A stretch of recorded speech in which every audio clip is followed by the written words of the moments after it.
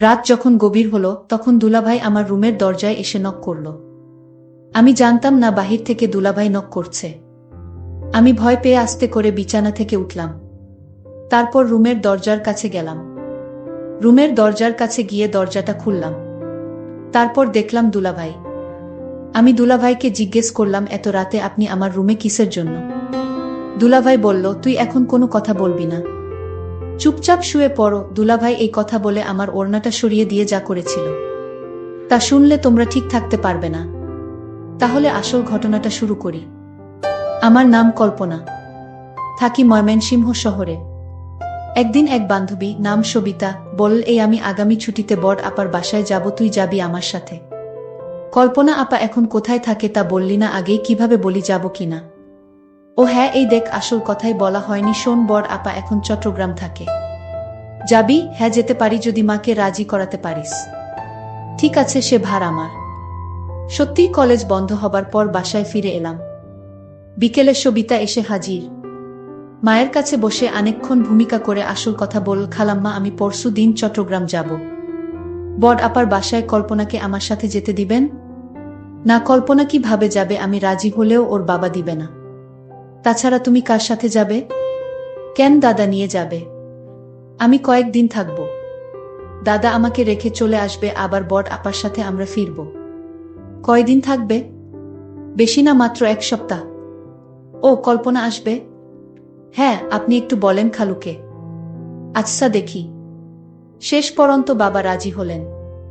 চট্টগ্রামে কল্পনা আপার বাসায় এসে পৌঁছে দেখি এলাহি কারবার, তার শ্বশুর শাশুড়ি সহ আরও প্রায় 5-6 জন মেহমান এসেছে গতকাল।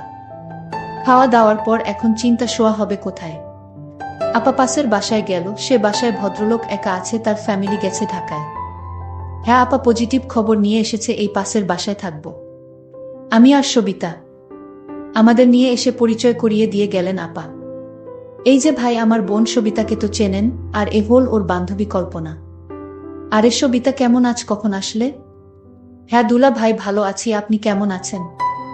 ভালো ভালো, তোমার মতো শালি যাদের, তারা কি আর খারাপ থাকতে পারে? দুলাভাই খালি বেশি কথা বলেন। না না, বেশি আর কি বললাম। তা খেয়ে এসেছো নাকি? রান্না করব? না, খেয়ে এসেছি।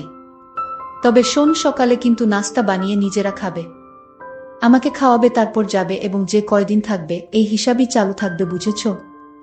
আচ্ছা ভাবি, আপনি যান, ওদিকে ব্যবস্থা করেন। গিয়ে আমি দেখছি, এখানে ওরা এই রুমেই থাকবে। আমি দেখিয়ে দিচ্ছি, আছো তোমরা আমার সাথে। পাশের রুমে নিয়ে গেলেন, বিছানা দেখিয়ে বললেন, সবিতা তুমি তো চেন সব, তাহলে শুয়ে পর, অনেক লম্বা জার্নি করে এসেছ। আমি সিরিয়ালটা দেখে শোব। না, আমরাও দেখব। দেখবে? তাহলে আসো, দেখো। টিভি দেখাছিলাম আর বিভিন্ন গল্প করছি। বলেই ফেললাম, বাহ দুলাভাই, আপনি এত সুন্দর করে কথা বলেন।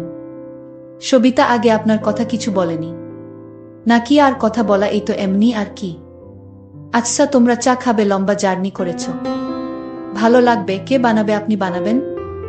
মাথা খারাপ? দুইটা শালি ঘরে থাকতে কোনো বোকা চা বানিয়ে খায় বল? সবিতা বলল, না দুলাভাই, আমি বানিয়ে আনছি, আপনি বসেন। আমি সবিতায়ের সাথে রান্নাঘরে গেলাম, চায়ের কাপ এনে দুলাভাইয়ের হাতে দিলাম। উনি খুব খুশি হলেন। কি ব্যাপার তোমাদেরটা? না, এখন চা খেলে ঘুম হবে না, আপনার জন্যেই বানালাম। দেখি কান, তোমরা খাবে না জানলে আমিও বাদ দিতাম। চা শেষ হবার সাথে সাথে সিরিয়ালও শেষ। দুলাভাই, এখন শোয়া যায়? হ্যাঁ চল, মশারিটা টানিয়ে নাও, রাতে ভয় পেলে আমাকে ডাকবে। আচ্ছা দুলাভাই। সবিতায়ের মশারি টানানো হলে আমি ভিতরে ঢুকে জিজ্ঞেস করলাম, এই দুলাভাইয়ের কি বাচ্চা আছে? হ্যাঁ, এক মেয়ে। কেন, আফসোস হচ্ছে? চুপ করবি না, আপাকে ডাকবো। শুয়ে শুয়ে ভাবছিলাম, দুলাভাই বেশ আলাপি লোক। চেনা নেই জানা নেই, এইটুক সময়ের মধ্যে কেমন আপন করে নিয়েছে। দেখতে সুন্দর অনেক। এ বাসার আপাটা কি লাকি, যদিও তাকে দেখি নাই, তবুও মনে হল একটু হিংসা হচ্ছে। এমন পুরুষ মানুষ কয়জন নারীর ভাগ্যে জোটে, অথচ আপা যখন নিয়ে আসছিল ভাবছিলাম কোথায় না কোথায় নিয়ে যাচ্ছে। ইরে কল্পনা, ঘুমাচ্ছিস না? না রে, ঘুম আসছে না, কি করব? ও বুঝেছি, দুলাভাইয়ের কথা ভাবছিস। ধুর, কি যে বলিস না তুই।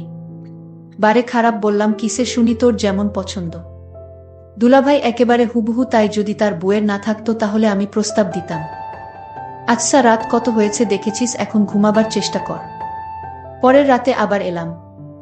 দেখি দুলাভাই টিভি দেখছে, সাইড টেবিলে চায়ের খালি কাপ। কি দুলাভাই, কি দেখছেন? আরে আসো আসো, বসো, বল কি খেদমত করতে পারি? না, আপনাকে খেদমত করতে হবে না, আপনার জন্য কি করব তাই বলেন। যা দরকার তা তোমরা পারবে না। কেন পারবো না বলেই দেখেন পারি কিনা। চা বানাবো? তোমরা খাবে না? তাহলে থাক। থাকবে কেন, এখনই আনছি। দেখ যদি পারো, ভালোই হয়। সেই সন্ধ্যা থেকে ভীষণ মাথা ধরেছে। টিভিতে আমার প্রিয় একটা সিরিয়াল চলছিল, কিন্তু সবিতায়ের ঘুম পাচ্ছিল বলে ও ঘুমাতে চলে গেল। আমি কি করি ভেবে রয়ে গেলাম, দেখেই যাই। চা খেয়ে দুলাভাই বললেন, একটু কড়া করেছ বলে চাটা ভালো হয়েছে, দেখি যদি মাথাটা ছাড়ে। একই দুলাভাই, আপনার চোখ এমন লাল হয়ে আছে, কপালের পাশে রগ ফুলে গেছে কেন? ওই যে বলছি না, মাথা ব্যথা, এটা আমাকে খুব কষ্ট দেয়। মালিশ করে দিব? না থাক, তুমি বেড়াতে এসেছো, আবার কি মনে করবে? কি যে বলেন দুলাভাই, কি মনে করব? আপনার কষ্ট হচ্ছে তো। আর তাছাড়া মাথা ব্যথা কমাতে মালিশের কোনো বিকল্প নেই। দুলাভাই, আমি মালিশ করে দেই আপনার কপালটা, তাহলে ব্যথা কমে যাবে। না, তুমি পারবে না। এই জন্যে আমার স্ত্রী আমাকে ছেড়ে সাধারণত কোথাও যায় না। এই যন্ত্রণাটা খুব খারাপ। আমি এতক্ষণ শুয়ে পড়তাম, তোমাদের জন্য বসে রয়েছি।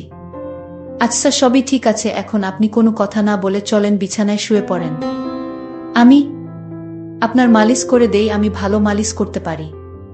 মায়ের মাথায় ব্যথা আছে তো, তাই সবসময় মালিশ করতে হয়। কিন্তু সবিতা দেখলে কি বলবে? আরে অসুখ হলে সবাই মানুষকে সেবা করতে পারে, এই নিয়ে আপনার ভাবতে হবে না দুলাভাই। আরে ধুর, সবিতা ঘুমিয়ে পড়েছ, আপনি জানেন না ওর ঘুম মরার মত। আর জানলেই বা কি আসে যায়, অসুস্থ মানুষের সেবা করতে হবে না? ও তাহলে চল। দুলাভাই উঠে তার শোবার ঘরে গেল। আমি সবিতাকে এক নজর দেখে দুলাভাইয়ের পিছনে গেলাম। আপনারা বিশ্বাস করেন, আমার অন্য কোনো উদ্দেশ্য ছিল না। লাইট জ্বালাতে চেষ্টা করলো, কিন্তু লাইট কিছুতেই জ্বলল না। একই টিউবটা আবার গেল। ধ্যাত, এই জন্যে আমার টিউব লাইট একেবারে পছন্দ না। শেষ পর্যন্ত ডিম লাইট জ্বালাতে হলো। দুলাভাইকে আমি তার মাথায় মালিশ করে দিচ্ছিলাম। দুলাভাই বলল, তুমি তো দেখি একেবারে ডাক্তারের মতো মালিশ করতে পারো। কি যে বলেনে দুলাভাই, আমার মায়ের মাথায় প্রতিদিন মালিশ করি তো, তাই অভ্যাস হয়ে গেছে। দুলাভাই বলল, তাই তো বলি, এত ভালো করে মালিশ করা কোথায় থেকে শিখলা? দুলাভাই, আপনারে একটা কথা বলি, আপনি যদি বিয়ে না করতেন তাহলে আমি আপনাকে বিয়ে করে নিতাম, আপনাকে বিয়ের প্রস্তাব দিতাম। আমি তাকে জিজ্ঞেস করলাম, কেন? দুনিয়ায় এত মানুষ থাকতে আমার প্রতি নজর পড়ল কেন গো? দুলাভাই, আপনার মতো মানুষ আমি কোনোদিন দেখিনি। আপনি যেমন সুন্দর তেমন আপনার কথাবার্তা। আপনি যাকে বিয়ে করেছেন সে তো ভাগ্যবতী। আরে তুমি যা মনে করছো তা না। তুমি হয়তো ভাবছো আমি বিয়ে করে অনেক ভালোই আছি, কিন্তু আমার মনের অবস্থা তুমি জান না। আমি আসলে এই সংসার নিয়ে ভালো নেই। তোমার ভাবির আচার আচরণ তেমন একটা ভালো না। তোমার ভাবি আমায় তেমন পছন্দ করে না। আমি বললাম, দুলাভাই আপনি কি বলেন এসব? আপনার মতো একটা সুদর্শন মানুষকে ভাবি পছন্দ করে না, এটা কি করে হয়? আমার এই কথাটা বিশ্বাস হচ্ছে না দুলাভাই। তুমি যদি বিশ্বাস না করো তাহলে আমার করার কিছু নাই। আমি সত্যি বলছি, আমি আসলে তোমার ভাবিকে নিয়ে ভালো নেই। আচ্ছা দুলাভাই, আজ ঘুমান, আমি আমার রুমে গিয়ে ঘুমাই। ঠিক আছে, কাল কথা হবে। আর আমি তো আছি সবিতা যতদিন আছে। আমি তাকে ডাক দিলাম আর বললাম, শোন, তুমি যে আমার মাথা ব্যথা দূর করেছ তাই তোমাকে অসংখ্য ধন্যবাদ। আরে দুলাভাই, আপনি আমাকে ধন্যবাদ দিয়ে ছোট করবেন না, কারণ আমি তো রোগী মানুষের সেবা করেছি। সমস্যা নাই, কাল আবার কথা হবে। তাহলে আমি এখন যাই। আচ্ছা ঠিক আছে, যাও। পরের দিন রাতে আমি আমার শালীকে বললাম, আজ আমার সাথে দেখা করো রাতে। আমি বললাম, ঠিক আছে দুলাভাই, আপনি রুমে যান, আমি আসব। আমি আমার রুমে গেলাম। আজ আমার মাথা ব্যথা তেমন নাই। তারপরও আমি ভাবলাম কল্পনাকে দিয়ে। আমি কল্পনা মানে আমার শালীর জন্য অপেক্ষা করতে লাগলাম, কিন্তু কল্পনা আজ কিছুতেই আসছে না। আমি ভাবতে লাগলাম, আজ কল্পনা আসলে আমি তার কাছে থেকে আমার মনের চাওয়াটা পূর্ণ করে নিব। আমি ভাবতে লাগলাম কিভাবে কি করা যায়। কল্পনা কি আমার কথায় রাজি হবে নাকি অন্য কাউকে বলে দিবে? কারণ আমার খুব ভয় হচ্ছে, যদি আমার স্ত্রী কিছু জানে তাহলে আমার 12টা বেজে যাবে। আর তাই যা করতে হবে খুব ভেবে চিন্তে করতে হবে।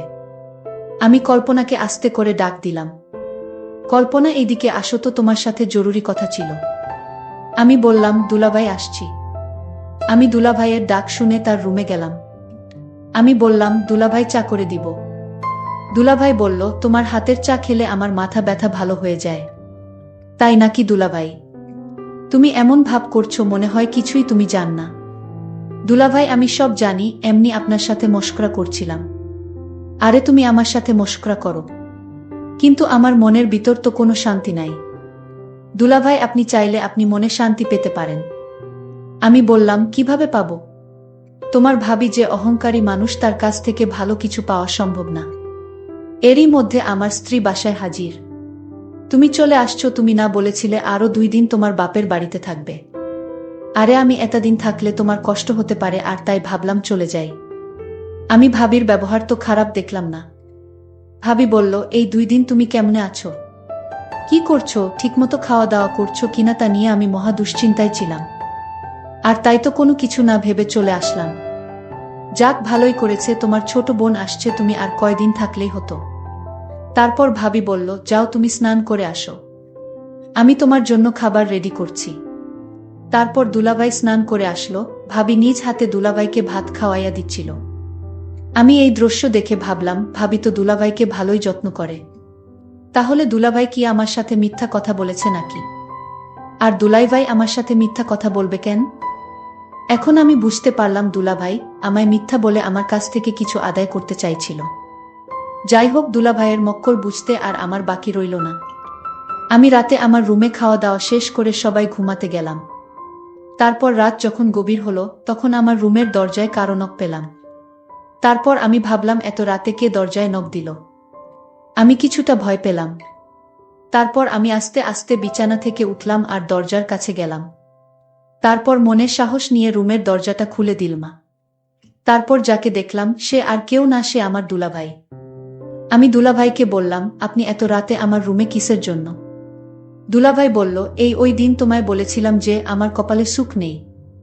আমার মাথা প্রচণ্ড ব্যথা করছে, অথচ তোমার ভাবিকে বললাম আমার মাথা ব্যথা করছে, একটু মালিশ করে দাও। সে রাগ দেখিয়ে বলল, আমি পারবো না। মাথা ব্যথা করলে ট্যাবলেট খাও। কিন্তু ট্যাবলেটে তো আমার মাথা ব্যথা সারে না। তোমার ভাবির আচার ব্যবহার আমার কাছে কিছু ভালো লাগে না।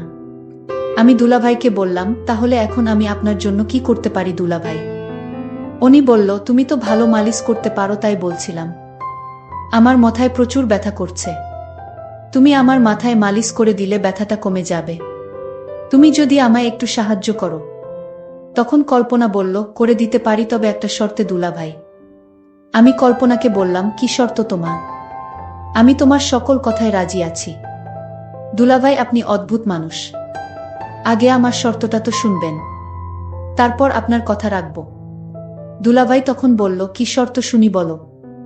আমি বললাম, দুলাভাই, আপনি ভাবির সাথে রাতে যা করেন, আমিও আপনার কাছ থেকে তা পেতে চাই। আমি কল্পনার কথা শুনে অনেক অবাক হলাম। আমার অনেক খুশি হলাম মনে মনে। আমি বললাম, ও এই কথা ঠিক আছে, আমি তোমার কথায় রাজি। তারপর আমি কল্পনাকে বললাম, কখন তোমার কথা রাখতে হবে? আমি বললাম, এই মুহূর্তে এবং এখনই। তারপর দুলাভাই বলল, তাহলে শুয়ে পড়ো। আমি বিছানায় শুয়ে পড়লাম। তারপর দুলাভাই আমার বিছানায় এসে বসল আর আমার ওড়নাটা সরিয়ে দিয়ে যা করেছিল তা আমি তোমাদের পরের পার্টে বলবো। আজকেই এই পর্যন্তই। সবাই ভালো থাকবেন, সুস্থ থাকবেন। সবাইকে ধন্যবাদ।